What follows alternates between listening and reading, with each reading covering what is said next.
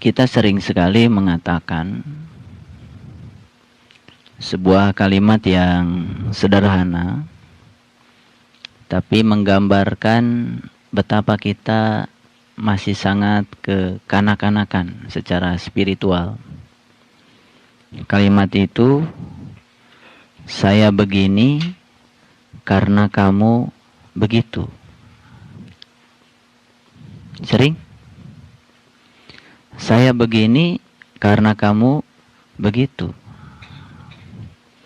Kenapa sih kita marah? Karena kamu. Kenapa kita kesel? Karena kamu. Karena kita sedih? Karena kamu. Ya. Kita sering melempar tanggung jawab kita kepada di luar diri kita. Akibat kita tidak bisa memikul tanggung jawab sepenuhnya oleh diri kita sendiri. Sepanjang kita masih berprinsip, saya begini karena kamu begitu, padahal kita tidak punya kemampuan menutup mulut orang lain, yang mampu kita lakukan itu kan sebetulnya menyumpal telinga kita. Kita tidak mungkin mengubah panas terik matahari, karena itu di luar kewenangan kita. Yang mungkin dilakukan itu adalah menyiapkan baju yang tepat supaya kita tidak tersengat matahari. Kita tidak mungkin mengubah hujan yang deras dan menyetopnya, karena itu bukan wilayah kita. Yang bisa kita lakukan itu adalah membeli payung agar kita tidak kehujanan. Saya ingin dan memberikan kesadaran yang lebih dalam kepada kita semua. Kita ini sering ewuh pakewuh dalam hidup karena kita tidak mengerti wilayah mana bagian kita dan wilayah mana yang kita tidak punya kuasa untuk mengubahnya. Lalu kita menjadi sembrono, artinya kita ini membabi buta. Kamu jangan ngomong begitu ya. Gitu kan. Kita mengatur orang lain supaya tidak ngomong begitu. Padahal orang lain ngomong begitu ya hak mereka. Makanya daripada kita repot-repot menggunakan tangan kita untuk menutup mulut orang lain, di samping bau, ya sudah saja kita tutup telinga kita. Kita lebih baik melakukan sesuatu yang bisa kita lakukan oleh diri kita, karena itu adalah wilayah tanggung jawab kita. Jadi mulai sekarang kita harus menanamkan pada diri kita sebuah sikap bahwa saya begini karena ini adalah konsekuensi dari pilihan saya. Jadi jangan kita kemudian mengatakan saya begini karena kamu begitu. Semua perasaan tidak enak itu sebetulnya bukan datang dari dua diri kita. Semua perasaan tidak enak itu sebetulnya karena kita mengizinkan ya untuk datang dan melukai diri kita. Jadi sebetulnya semua itu bukan kesalahan sesuatu yang di luar diri kita. Semua itu adalah kesalahan dari diri kita sendiri. Lalu kita mencoba melempar tanggung jawab itu kepada yang di luar diri kita.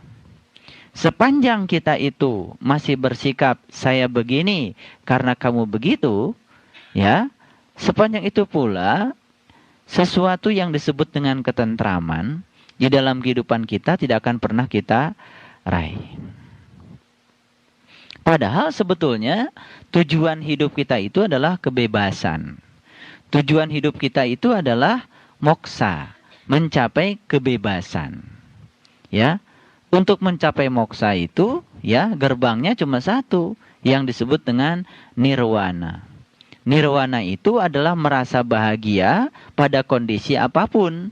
Dan untuk merasa bahagia pada kondisi apapun, selama kita masih menggunakan prinsip saya begini karena kamu begitu, dan melempar tanggung jawab kepada apa yang di luar diri kita, maka kita akan selamanya tidak akan pernah mencapai moksa itu. Pelajarannya sangat sederhana, tapi ini kalau dipraktekkan, ini akan mengakibatkan suatu dampak spiritual yang amat sangat luar biasa, dan kedewasaan spiritual kita akan mulai terlihat. Ketika seseorang marah karena dia mendapatkan informasi dari orang lain, sebetulnya yang salah itu bukan informasinya. Yang salah itu adalah reaksi dia terhadap informasi. Sebetulnya yang disebut dengan setan itu bukan pembawa informasi. Tapi setan itu sesungguhnya adalah reaksi negatif pikiran kita terhadap informasi. Itu sesungguhnya setan. Makanya tugas kita dalam kehidupan ini adalah membuat damai antara setan dengan malaikat. Karena dua-duanya ada di dalam pikiran kita. Reaksi negatif pikiran kita terhadap informasi yang menyebabkan kita marah, kemudian kita berbuat tindakan-tindakan jahat, itu sebetulnya bukan karena sesuatu di luar diri kita, tapi karena kita mengambil sebuah pilihan yang salah, reaksi pikiran kita terhadap informasi. Jadi sebetulnya pilihan ada pada diri kita. Mau mengambil reaksi negatif terhadap informasi atau mau mengambil reaksi yang positif terhadap informasi, itu dua-duanya adalah wilayah kewenangan kita. Dan kita sering mengambil pilihan yang salah. Lalu kita sering mengatakan, saya begini karena kamu begitu. Ya. Kecil-kecilan saja. Kita kadang-kadang suka kesel kan? Suka kesel? Sama siapa? Sama suami.